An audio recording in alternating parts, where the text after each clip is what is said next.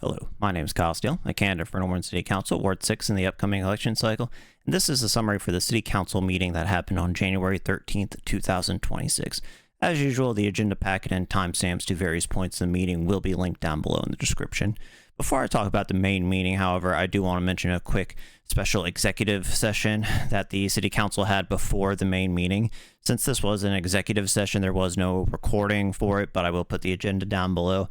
Essentially, they are in talks to potentially acquire land on North Porter Avenue next to Sutton Wilderness. This could possibly be used to expand Sutton Wilderness, but that's just kind of speculation at this time. Hopefully more developments will be available on this soon. As far as the City Council meeting is concerned, the minute approvals, announcements, and all other consent items did go as expected. Just everyone passed them.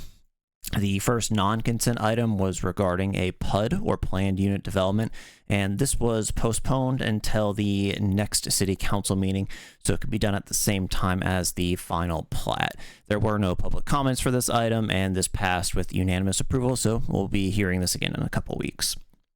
The second non-consent item was to modify a SPUD, or Simple Planned Unit Development, for a property on Jenkins Avenue just north of Boyd. The current SPUD that is in place is for a multi-story building with commercial space on the ground floor and then residential on all other floors. However, the modification that was requested is to make the entire building residential, as well as to just slightly update the parking layout of it. Given the location, Jenkins and Boyd, this new building will most likely appeal to students who are wanting to just bike or walk to OU. However, it's not going to be exclusively for students. Anyone can essentially apply to rent here. There were some concerns during the public comment about this item about residential trash usage with the polycarts, as well as the general parking situation that may happen if it's fully booked or with the campus corner area in general.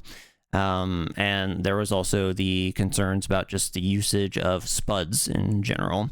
The utilities director did try to alleviate some concerns by saying that polycarts were typically used in this kind of setup, especially in the more dense areas of downtown and campus corner, but he did admit that it does sometimes cause problems, and when it does, the utilities department is the one that has to work with the residents as to why they're not using these polycarts properly.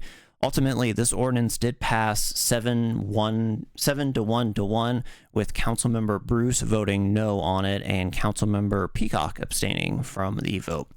The public comment for this meeting lasted just under an hour, or about an hour rather, and the topics that were mentioned, the popular topics at least, were around the homeless shelter. As many of you know, they are doing bond elections for that coming up here soon in April, as well as just bond elections in general and the city finances in general. Multiple people brought up concerns about the city's financial state.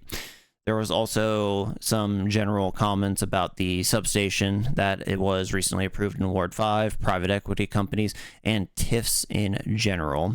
So with all that, though, the ending of the public comment, it ended the meeting after about an hour and 51 minutes.